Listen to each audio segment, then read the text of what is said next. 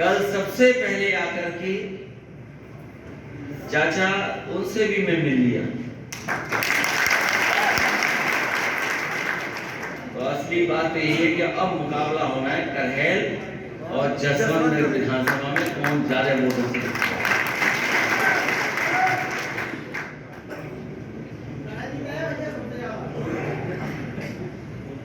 अगर करहेल मन बना ले तो मुकाबला बहुत कड़ा हो जाएगा, बहुत आगे हो जाएगा।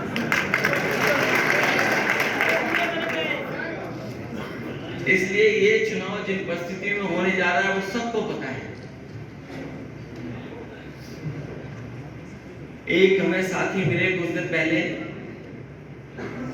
उन्होंने कहा कि जो प्रेस के लोग जिंदगी भर नेताजी को बुरा भला कहते थे, लेकिन जब नेताजी नहीं रहे तो सबसे अच्छा अगर किसी ने लिखा तो अंग्रेजी के प्रेस के लोगों ने लिखा। जब तक वो हमारे बीच में थे इतना अच्छा नहीं लिखा उन्होंने, लेकिन जब हमारे बीच में नहीं रहे तो सबसे अच्छा अगर किसी ने विश्लेषण किया तो वो अंग्रेजी प्रेस से लेकर के हिंदी के अखबार और हिंदी के बड़े बड़े लोगों ने लिखे। इसलिए जहां नेताजी जो रास्ता दिखा के गए हों उस रास्ते पे चल करके हम लोगों को मिलकर के समाजवादी विचारधारा को और मजबूत बनाना। जहां नेताजी जनता के नेता रहे, जमीन से जुड़े रहे, वहीं हमारी आपकी जिम्मेदारी बनती है कि जो संघर्ष नेताजी ने जनता का और जमीन पर रहकर के किया है उस संघर्ष को और मजबूत बना करके हमें वोट के माध्यम से ऐतिहासिक जीत मिली। आज जिन परिस्थितियों में हम और आप हैं, आर्थिक, सामाजिक, राजनीतिक लड़ाई अभी अधूरी है। जो संघर्ष हमें करना था, जहां तक हम लोग नेताजी लेके गए, अब जिम्मेदारी हमारी आपकी बनती है कि उससे आगे भी लेकर के जाएं। करहेल विधानसभा में अगर लोग मन बना ले तो मुझे लगता है कि कोई बूथ ऐसा नहीं जो हम लोग पीछे छूट जाए।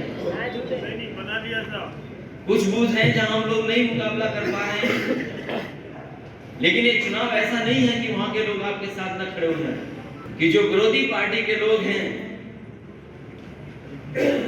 वो कुछ भी साजिश कर सकते हैं। उनके स्टेटमेंट आ रहे हैं और उनके स्टेटमेंट ऐसे आ रहे हैं, वो आप भी पढ़ रहे होंगे। वो जानते हैं कि मैनपुरी उनके हिस्से में नहीं है, लेकिन वो कभी कभी कहते हैं कि अभी आजमगढ़ हराया है, मैनपुरी भी हरा देंगे। मैं उन लोगों को कहना चाहता हूं कि आजमगढ़ तो हम धोखे में हार गए।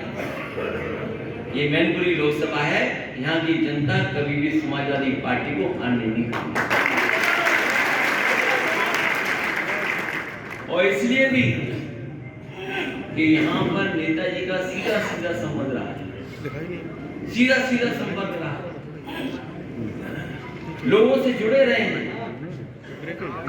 और कोई 1-2 साल का रिश्ता नहीं है, कई दशकों का रिश्ता है। यहाँ से यहाँ के लोगों ने नेताजी को नेताजी बनाने का काम किया है। इसलिए यहाँ के लोग कभी वोट के काम, इसलिए मैं आप सबसे अपील करना चाहता हूं कि ये चुनाव अपना चुनाव समझना।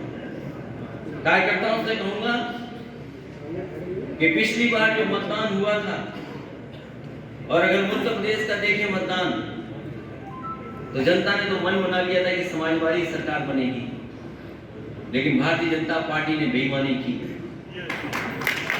और ये सब जानते हैं, उस दिन भी लोग कह रहे थे बेईमानी की, और आज भी लोग मानते हैं कि बेईमानी हुई। अभी कुछ दिन पहले मैं आ रहा था तो बस में जब मैं बैठा, हवाई जहाज से उतरने के बाद पूरी बस में सब लोग बैठे थे। एक व्यक्ति खड़ा हुआ, उसने कहा कि सरकार तो आपकी बन गई थी, लेकिन भारतीय जनता पार्टी ने बेईमानी कर दी।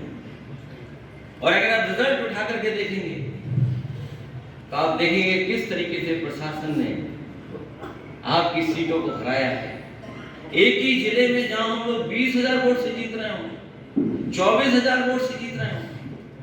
उसी जिले में हम 300 से हार रहे हैं, 1200 से हार रहे हैं। ये राजनीति में गणित समझ में नहीं आता।